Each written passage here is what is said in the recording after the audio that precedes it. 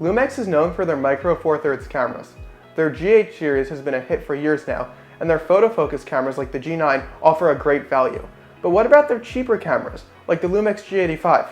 Let's find out. The G85 has a soft spot in my heart. After all, it was my first camera. I shot some amazing photo and video work on it.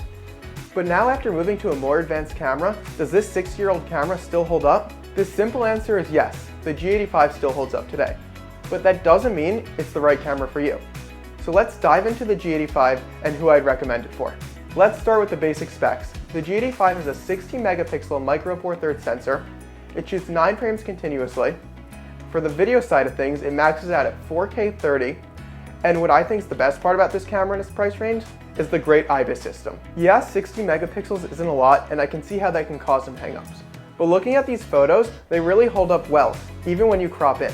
I've shot thousands of photos on the G85, and the images this camera produces are stunning. I don't find that the 16 megapixels is not enough, and I can really push and pull the RAW files more so than other cameras in this price range. The one downside of the G85 is the autofocus. It's not great. And when I say the autofocus isn't great, I mean it's almost unusable. Even compared to its older siblings like the GH5 and the G9, it's worse. And that says a lot if you know cameras. However, it is nice in a pinch and it's okay for landscapes, and I also really like the manual focus options this camera provides, so it is easier to shoot in manual focus and you can work around the lack of good autofocus. I can't mention the photo capabilities of this camera without talking about low light. The low light performance isn't great, it's got a small sensor, that's to be expected. I don't really take this camera above 1000 ISO, or there's a little too much grain for my liking. However, the IBIS system does help with this. You can get down to 1 to 2 second shutter speeds handheld, and that lets you keep your ISO lower and let more light in. However, this doesn't work if you're taking shots of moving subjects, so keep that in mind. Now before we go into video, let's talk about how this camera handles. And it handles great. It feels really comfortable and solid in the hand.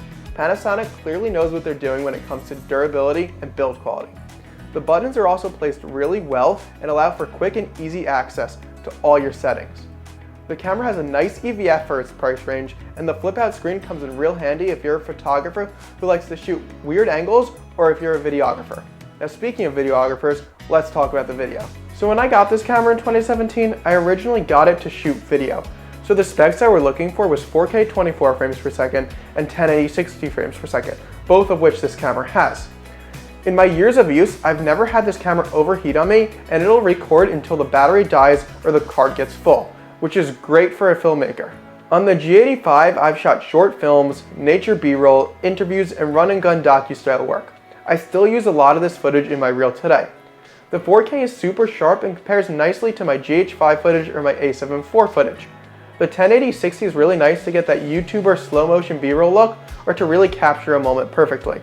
It's also really nice having the IBIS in this camera. Although it's not a gimbal, it's probably the next best thing, and it's great for a beginner who can't afford a gimbal yet. Before I wrap up, I do want to talk lenses. The kit lens that comes with the G85 is actually a great buy. It's super sharp, it's versatile, and it's easily one of the best kit lenses I've ever used. There's also some great other lens options like the 25mm 1.8 and the 42.5mm 1.8, which come in under $500. The cheap, fast lenses is what makes this lens mount system great for a beginner. So that's the G85.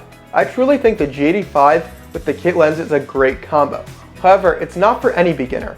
If you want to just shoot photos or if you're planning on vlogging, this isn't the camera for you. However, if you're like me, who wants to use their camera to create awesome content like documentaries, short films, and shoot interviews, as well as take some amazing photos, this is perfect for you. If you have any questions about the G85, let me know in the comments below and I'll be happy to answer them. Thanks for watching.